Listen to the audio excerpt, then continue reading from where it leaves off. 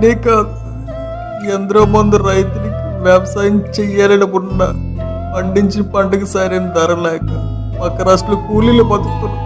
వాళ్ళందరూ వ్యవసాయం చెయ్యలేక కాదు, చేత గాక కాదు, వ్యవసాయం చేసి బతకలేక. మనసు చంపుకొని వ్యవసాయం చేయలేని ప్రతి రైతు కూడా సచిన శవంతో సమానం. ఆ బతుకులు ఎప్పటికి మారుతాయి?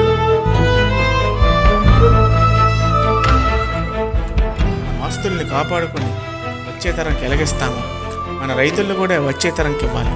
ఇలా అయితేనే మట్టిలో విత్తనం మొలకెత్తుతుంది, రైతు మనుగడ కొనసాగుతుంది. జై కిసాన్.